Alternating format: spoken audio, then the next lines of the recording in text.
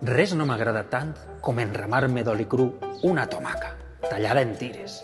M'agrada molt la tomaca en oli, però no molt, que la desgràcia. Sóc un enamorat de la tomaca. És pura poesia. La poesia, la que tinc jo. Home! Com va? Estàs, José Antonio? De categoria. Estava així reflexionant al voltant de la tomaca, és que sóc un enamorat. Pues ara la veuràs de principi a fin. Ara estem començant la temporada ja. Això sí que és poesia. Pues escolta, vaig a acompanyar-te. Acompanya'm i m'ajudes. José Antonio, així és on tens els plantons que anem a plantar avui, no? Així és el que anem a plantar avui. Tu te fas la llavor d'un any a un altre, no? Sí, sí, tots els anys procurem guardar sempre la seleccionem. Tots els anys, llavors nova. Anem a començar per esta. Quantes pot haver en una safata com estes? En esta n'hi ha 104. 104. N'hi ha 104, n'hi ha de 150, de 200, 280, dependix. Clar, i per a plantar-les no ha de passar molt de temps perquè si no es fan massa grans i n'hi ha problemes. Home, dona compte que el que té ahí dins és poquet.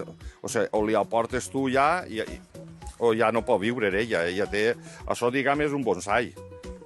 I no mos interessa que vagi molt, mos interessa que vagi en el bancal. Molt bé, doncs anem al bancal. Enguany és un any complicat, no? I anem una miqueta retrasats. Anem més de 30 dies, quasi 40 dies, quasi retrasats en la plantació. I a part de l'any ha sigut un any en 60 anys des que més haurà plogut en aquestes comarques. Això provocarà que la collita vinga més tard, també. Prou, hi veurem. I ella el sent, perquè està sentint-ho. Més enfermetats, més hongos... Este és el bancal. Sí, senyor. Així has fet tu abans un treball previ, no? Perquè veig que està ja tot organitzat. Exactament. Primer l'han tingut que... l'han desfonat, l'han llaurat, l'han preparat, i després ja han marcat on van cada línia, les que té que portar, hem instal·lat el rec, ja ho tenen tot preparat, ja té una bona de fondo i ara en seguida a plantar. Mala calor fa dins. Pues així estem quasi, que el termòmetre el tenim ahir, quasi 40 graus. 40 graus. I aquesta és la temperatura que vol esta planta? Un poquet massa. Ara el que anem és a pintar-los. Anem a pintar per baixar-los. Enric, esta és la tecnologia per plantar aquestes tomaques. Com és el procediment? A veure. Jo ara te'l tiro a la planta. Molt bé. Tu el claves en la terra. Així I al mateix temps que traus pa com un obris, apretes el gatillo, veus? Ja està. Això és un treball en equip, no? Sí. Home, això uno soles no pot. Ara, si... Este es queda així, Es queda així, tu. Li donem de dinar i ja està. Enrique, lo menos 50 porte ja, no? Lo menos. I quantes mos queden? 2.000. 2.000? 2.000. 2.000 a 40 graus que estem així. Però bueno, estic fent-lo bé, no? Bé, però des un rato anem a dinar i refresquem. Sí, però la suar que porte i el mal d'esquena no me'l lleva ningú, eh? Però nosaltres ho aguantem. Ja ho veig, ja. Tomàtica de ramellat. Toni, com ha anat la cosa?